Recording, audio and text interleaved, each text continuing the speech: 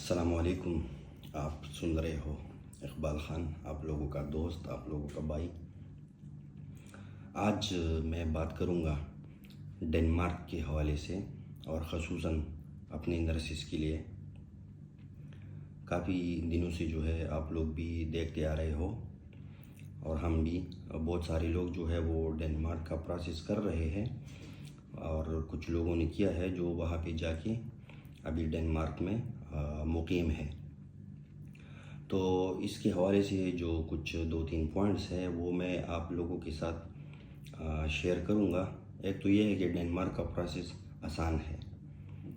دوسرا یہ ہے کہ ڈنمارک کا پروسیس جو اگر آپ اس پہ خرچ کا حساب لگا لیں تو وہ بھی اتنا مہنگا نہیں ہے.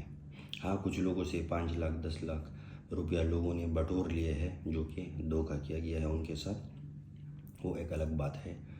تیسرا یہ ہے کہ ڈنمارک آپ اسی لیے جا رہے ہو کیونکہ آپ کو ادھر نیشنلٹی ملنے کے چانسز زیادہ ہوتے ہیں. چوتھی بات یہ ہے کہ لائف سٹینڈرڈ ادھر اچھا ہے.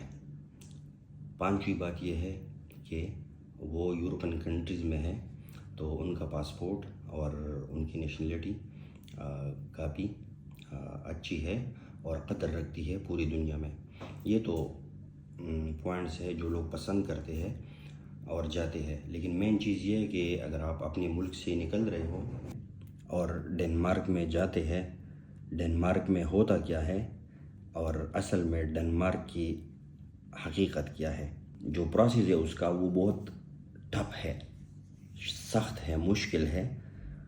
اس میں یہ ہے کہ اگر آپ ڈنمارک کا پروسیس کر لیتے ہو، آپ کی ڈاکومنٹس ویریفیکیشن، اٹیسٹیشن ساری چیزیں ہو جاتی ہے، آپ کو ویزا آ جاتا ہے، آپ ڈنمارک میں چلے جاتے ہو، تو سب سے پہلے ادھر جو بڑا ایشو ہے وہ آپ کے رہنے سہنے کا ہے.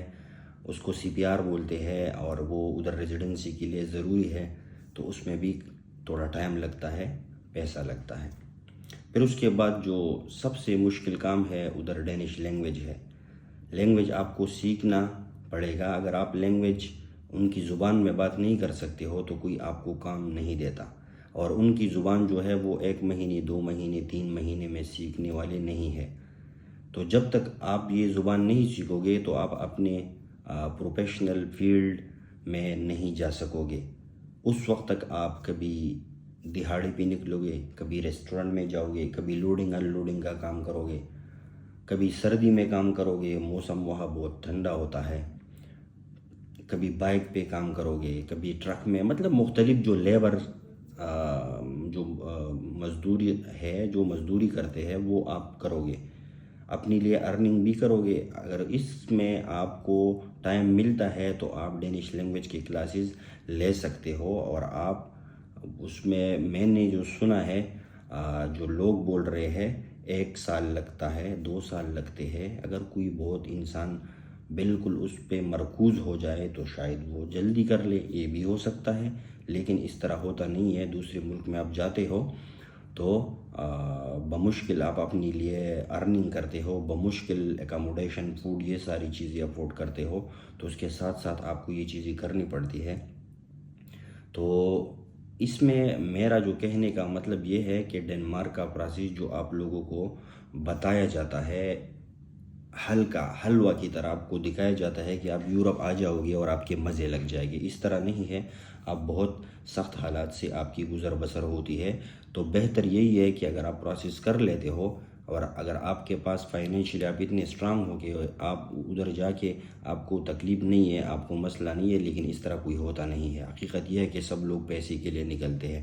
تو اگر آپ کو خواہ ادھر جانا ہے تو ڈینش لینگویج اپنے ملک سے سیکھ کے جائیے، تو پھر آپ کو آسانی ہوگی. زیادہ سے زیادہ 6-7 مہینے بعد آپ ان کی جو نرسنگ والے ٹیسٹ ہے، کچھ ریکوائرمنٹ ہے ان کی، آپ وہ کلیئر کر لو گے. پھر آپ پروفیشنل لیب میں انٹر ہو جاؤ گے. پھر آپ کو اپنی پروفیشن کے مطابق جاب مل سکتی ہے. تو تھوڑی سی یہ انفارمیشن جو میں نے بتا دی ہے، بہت کچھ ہے، تھوڑے سے ہے.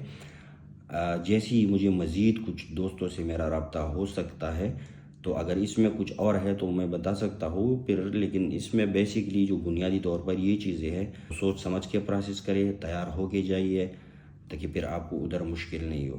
شکریہ.